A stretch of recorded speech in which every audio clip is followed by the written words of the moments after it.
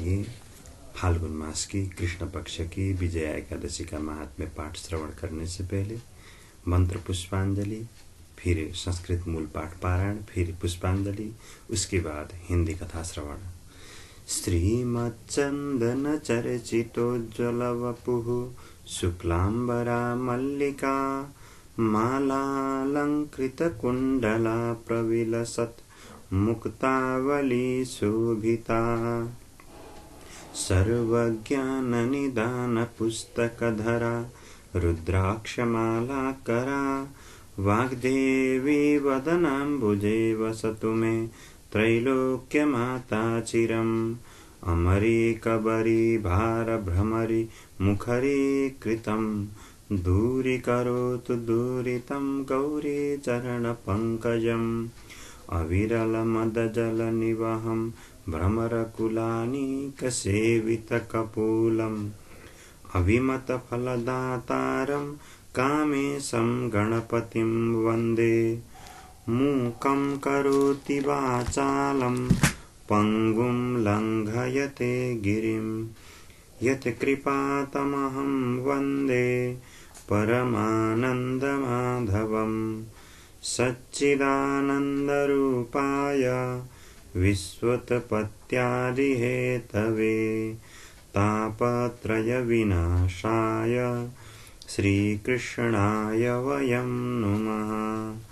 नारायणं नमस्कृत्य नरं चैव नरोत्तमं देवीं सरस्वतीं व्यासं ततो जयमुदीरयेत्। अब फाल्गुन मास की या कृष्ण पक्ष की विजया एकादशी का संस्कृत पाठ प्रारंभ। अथ फाल्गुन कृष्ण एकादशी कथा। युधिष्ठिर उवाच फाल्गुनस्याष्टे पक्षे किं नामैकादशी भवेत् वासुदेव प्रसादेन कथयस्व ममाग्रतः। श्रीकृष्ण उवाच कथयिष्यामि राजेन्द्र कृष्णे या फाल्गुने भवेत् विजयेति च सा प्रोक्ता करतॄणां जयदा सदा। तस्याश्च व्रतमाहात्म्यं सर्वपापहरं परं नारदः परिपप्रच्छ ब्रह्माणं कमलासनं। फाल्गुनस्याष्टे पक्षे विजया नामया तिथिः तस्या व्रतं सुरश्रेष्ठ कथयस्व प्रसादतः। इति पृष्टो नारदेन प्रत्युवाच पितामहः। ब्रह्मोवाच शृणु नारद वक्ष्यामि कथां पापहरां परां पुरातनं व्रतं ह्येतत् पवित्रं पापनाशनं यन्न कस्यचिदाख्यातं मयैतद्विजयाव्रतं। जयं ददाति विजया नृणां चैव न संशयः। रामस्तपोवनं यातो वर्षाण्येव चतुर्दश न्यवसत पञ्चवट्यां तु ससीतस्य स लक्ष्मणः। तत्रैव वसतस्तस्य राघवस्य महात्मनः रावणेन हृता भार्या सीता नाम्नी तपस्विनी। तेन दुःखेन रामोऽसौ मोहमभ्यागतस्तदा। भ्रमञ्जटायुषं तत्र ददर्श विगतायुषं कबन्धो निहतः पश्चात् भ्रमतोरण्यमध्यतः। राज्ञे विज्ञाप्य तत्सर्वं सोऽपि मृत्युवशं गतः। सुग्रीवेण समं सख्यं रामस्य समजायत। वानराणामनेकानि रामार्थं सङ्गतानि वै। ततो हनुमता दृष्टा लङ्कोद्याने तु जानकी। रामसंज्ञापनं तस्यै दत्तं कर्म महत् कृतं। समेत्य रामेण पुनः सर्वं तत्र निवेदितम्। अथ श्रुत्वा रामचन्द्रो वाक्यं चैव हनुमतः सुग्रीवानुमतेनैव प्रस्थानं समरोचयत्। स गत्वा वानरैः सार्धं तीरं नदनदीपतेः दृष्ट्वाब्धिं दुस्तरं रामो विस्मितोऽभूत् कपिप्रियः। प्रोत्फुल्ललोचनो भूत्वा लक्ष्मणं वाक्यमब्रवीत्। सौमित्रे केन पुण्येन तीर्यते वरुणालयः। अगाधसलिलै पूर्णो नक्रैर्मीनैः समाकुलः उपायं नैव पश्यामि येनायं सुतरो भवेत्। लक्ष्मण उवाच आदिदेवस्त्वमेवासि पुराणपुरुषोत्तमः वकदाल्भ्यो मुनिश्चात्र वर्तते द्वीपमध्यतः अस्मात्स्थानाद्युजनार्ध माश्रमस्तस्य राघव अनेन दृष्टा बहवो ब्रह्माणो रघुनन्दन तं पृच्छगत्वा राजेन्द्र पुराणमृषिपुङ्गवम् इति वाक्यं ततः श्रुत्वा लक्ष्मणस्यातिशोभनम्। जगाम राघवो द्रष्टुं बकदाल्भ्यं महामुनिं प्रणनाम मुनिं मूर्धा रामो विष्णुमिवापरं मुनिर्ज्ञात्वा ततो रामं पुराणपुरुषोत्तमम् उवाच स ऋषिस्तत्र कुतो रामतवागम राम उवाच त्वत्प्रसादादहो विप्र वरुणालयसन्निधिम् आगतोऽत्र सैन्योऽस्मि लङ्कां जेतुं स राक्षसाम् भवतश्चानुकूल्येन तिर्यते धीर्यथा मया तमुपायं वद मुने प्रसादं कुरु सुव्रत।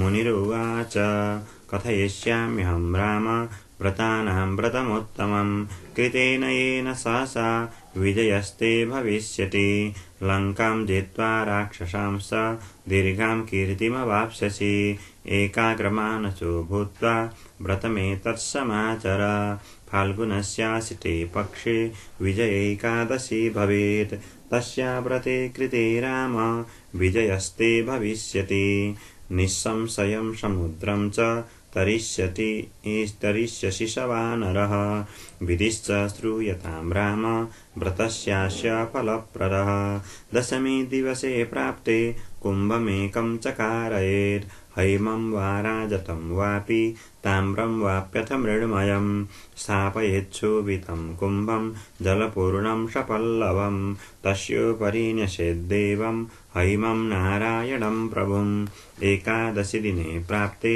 प्रातःस्नानं समाचरेत् निश्चले स्थापिते कुम्भे गन्धमाल्यानुलेपिते दाडिमेर्नारिकेलैश्च पूजयेच्च विशेषतः सप्तधान्यान्यदस्तस्य यवानुपरि विन्यसेत् गन्धैर्धूपैस्तथा दीपैर्नैवेद्यैर्विविधैरपि कुम्भाग्रे तद्दिने राम नीयते भक्तिभावतः रात्रौ जागरणं चैव तस्याग्रे कारयेद्बुधः द्वादशे दिवसे प्राप्ते मार्तण्डस्योदये सति नीत्वा कुम्भं जलोद्देशे नद्यां प्रस्रवणे तथा तडागे स्थापयित्वा वा पूजयित्वा यथाविधि दद्यात् सदैव तं कुम्भं ब्राह्मणे वेदपारगे कुम्भेन सह राजेन्द्र महादानानि दापयेत्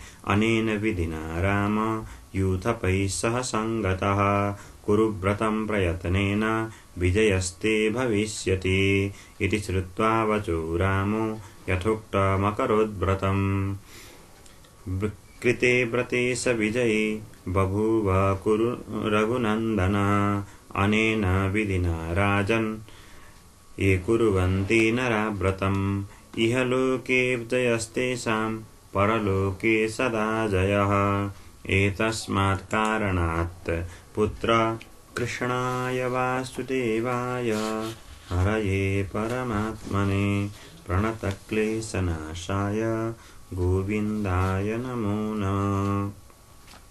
उपनयतु मङ्गलं वा सकलजगन्मङ्गलालय श्रीमान् दिनकरकिरणनिबोधित नवनलिनदलनिभेक्षणः कृष्णः तत्रैव गङ्गा यमुना च तत्र गोदावरी सिन्धु सरस्वती च सर्वाणि तीर्थानि वसन्ति तत्र यत्राच्युतोदारकथा प्रसङ्गः काले वर्षतु पर्जन्य पृथिवी सस्यशालिनी देशोऽयं क्षोभरहितो ब्राह्मणाः सन्तु निर्भयाः अपुत्राः पुत्रिणः सन्तु पुत्रिणः सन्तु पौत्रिणः निर्धनाः सधनाः सन्तु जीवन्तु शरदां शतं यं ब्रह्मा वरुणेन्द्र रुद्रमरुता स्तुन्वन्ति दिव्यैस्तवैर्वेदैः साङ्गपदक्रमोपनिषदैर्गायन्ति यं सामगाः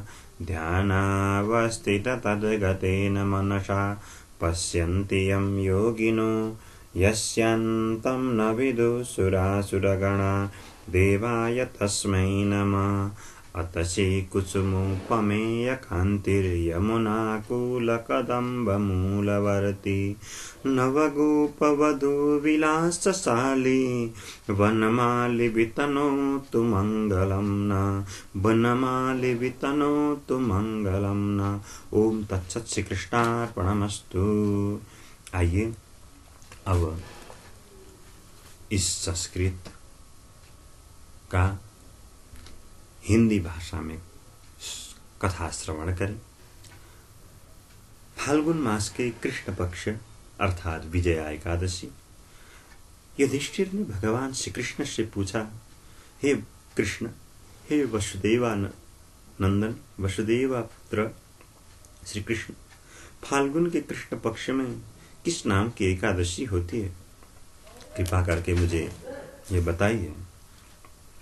भगवान श्री कृष्ण ने मुस्कुराते हुए युधिष्ठिर से कहा कि हे राजन, एक बार नारद जी ने कमल के आसन पर विराजमान होने वाले ब्रह्मा जी से अपने पिता ब्रह्मा जी से प्रश्न किया, हे देवताओं में श्रेष्ठ भगवान, फाल्गुन के कृष्ण पक्ष में जो विजया नाम की एकादशी होती है, कृपा करें कि उस एकादशी का व्रत करने वाले मनुष्य को क्या पुण्य प्राप्त होता है, उस एकादशी का पुण्य का वर्णन मुझे उपदेश करें।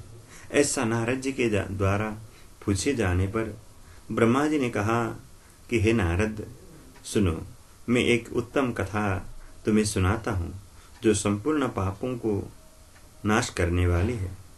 यह व्रत बहुत ही प्राचीन, पवित्र और पापनाशक है। यह विजया नाम की एकादशी राजाओं को विजय प्रदान करती है, इसमें तनिक भी संदेह नहीं है। पूर्व काल की बात है, त्रेता युग में भगवान श्री रामचंद्र जी 14 वर्षों के लिए वनवास में चले गए थे और वहाँ पंचवटी में अपनी पत्नी जनक नंदिनी, वैदेही, सीता और लक्ष्मण के साथ रहने लगे। राम, लक्ष्मण और सीता पंचवटी में रहते समय रावण ने अपनी चंचलता के कारण विजयात्मा भगवान श्री राम की तपस्विनी अर्धांगिनी पत्नी श्री सीता को हरण कर लिया। उस दुख से भगवान श्री राम अत्यंत व्याकुल हो गए। उस समय सीता जी की खोज करते करते वे वन में यत्र तत्र विचरण करने लगे। कुछ ही दूर पहुंचे थे कि जटायु से उनका मुलाकात हो गया। जिनकी आयु समाप्त हो चुकी थी, ऐसे जटायु थे। इसके बाद उन्होंने वन के भीतर कवंद नामक राक्षस का वध कर दिया। फिर आगे चले तो आगे चलने पर सुग्रीव मिले और सुग्रीव के साथ उनकी अगाध मित्रता हो गई। फिर भगवान श्री राम ने वानरों की सेना को एकत्रित कर लिया। हनुमान जी ने लंका के उद्यान में जाकर सीता जी का दर्शन किया और उन्हें भगवान श्री राम की चिन्ह स्वरूप मुद्रिका अर्थात अंगूठी प्रदान किया। यह उन्होंने महान पुरुषार्थ का काम किया था। हनुमान जी वहां से लौटकर आए और श्री रामचंद्र जी से मिले और लंका का सारा वृत्तांत समाचार भगवान श्री राम के सामने निवेदन करने लगे। हनुमान जी की बात सुनकर भगवान श्री राम ने सुग्रीव की अनुमति लेकर लंका के लिए प्रस्थान करने का विचार किया और समुद्र के किनारे पहुंचकर उन्होंने लक्ष्मण से कहा कि हे सुमित्रा नंदन, किस पुण्य से इस समुद्र को पार किया जा सकता है? यह अत्यंत अगाध और भयंकर जल जंतुओं से भरा हुआ है। मुझे ऐसा कोई उपाय नहीं दिखाई देता जिससे इसको सुगमता से पार किया जा सके। लक्ष्मण अपने अग्रज भगवान श्री राम से कहने लगे, हे महाराज, आप ही आदिदेव हैं और पुराण पुरुषोत्तम आप ही हैं। आपसे क्या छिपा है? यहाँ द्वीप के भीतर बगदाल्भ नामक मुनि रहते हैं। यहाँ से आधे योजन की दूरी पर उनका आश्रम है। हे रघुनंदन, उन प्राचीन मुनीश्वर के पास जाकर उन्हीं से इसका उपाय पूछिए। लक्ष्मण के यह अत्यंत सुंदर बात सुनकर श्री रामचंद्र जी महामुनि बगदाल्भ के साथ मिलने के लिए बगदाल्भ मुनि के आश्रम में गए। वहां पहुंचते ही भगवान श्री राम ने मस्तक झुकाकर बगदाल्भ मुनि को प्रणाम किया। मुनि उनको देखते ही पहचान गए कि ये पुराण पुरुषोत्तम भगवान श्री राम हैं, जो किसी कारणवश मानव शरीर में अवतीर्ण हुए हैं। उनके आने से महर्षि को अत्यंत प्रसन्नता हुई। उन्होंने पूछा, हे भगवान, हे श्री राम, आपका कैसे यहाँ आगमन हुआ? भगवान श्री राम बोले, ब्राह्मण, आपकी कृपा से राक्षसों सहित लंका को जीतने के लिए सेना के साथ समुद्र के किनार आया हूँ। मुनि, अब जिस प्रकार समुद्र पार किया जा सके वह उपाय मुझे बताइए, मुझ पर कृपा कीजिए। बगदाल्भ मुनि ने कहा कि हे राम, फाल्गुन के कृष्ण पक्ष में जो विजया नाम की एकादशी होती है, उसका व्रत करने से आपकी विजय अवश्य होगी। निश्चय ही आप अपनी वानर सेना से के साथ समुद्र को पार कर लेंगे। राजन, अब इस व्रत की फलदायक विधि सुनिए। दशमी का दिन आने पर एक कलश राखें, स्थापित करें। वह सोने की हो या चांदी की हो अथवा तांबे की हो, अथवा तांबा संभव न हो तो मिट्टी की भी हो सकता है। उस कलश को जल से भरकर उसमें पल्लव डाल दें। पंच पल्लव, आप, पीपल आदि पंच पल्लव होते हैं, उनको डाल दें। उसके ऊपर भगवान नारायण के सुवर्णमय विग्रह की स्थापना करें। फिर एकादशी के दिन प्रातःकाल स्नान करें। कलश को पुनः स्थिरता पूर्वक स्थापित करें। माला, चंदन, सुपारी तथा नारियल आदि के द्वारा विशेष रूप से उस कलश की पूजा करें।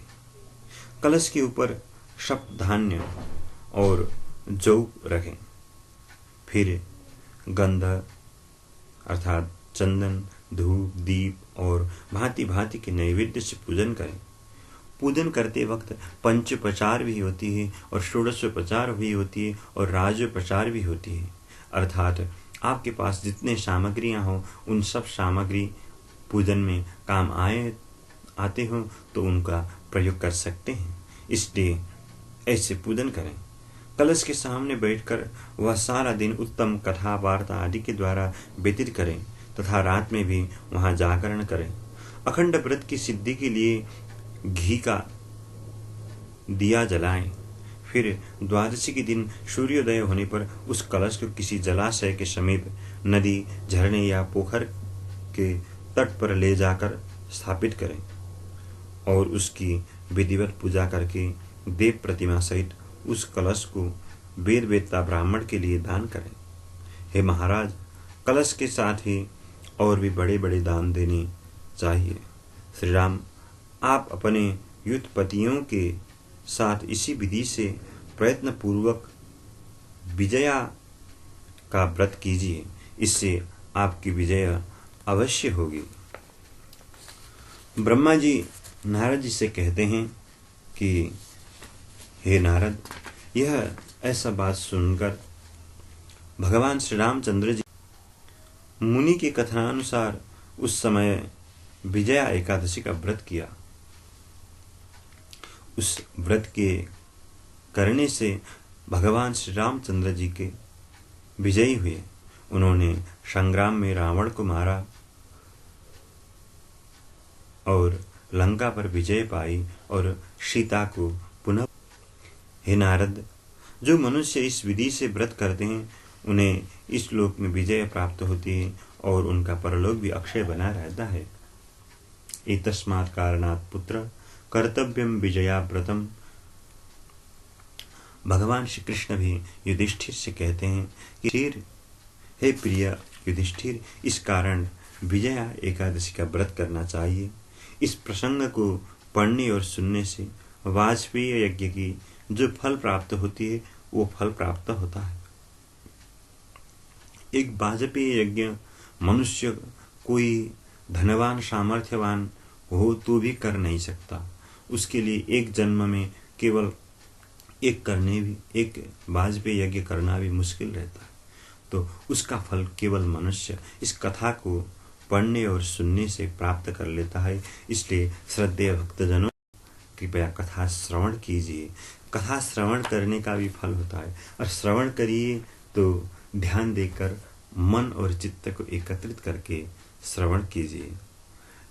मैंने आपके समक्ष भगवान श्री कृष्ण ने युधिष्ठिर को जैसा विजया एकादशी का व्रत का विधि बताया था और किसने किया, कब किया और क्या प्राप्त हुई, वह सब मैंने आपके समक्ष विषय वस्तु को ठीक तरह से रखा। आज के लिए इतना ही। बाकी और के लिए हम सदैव आपके सामने रहेंगे। जय श्री कृष्ण, जय श्री राधे।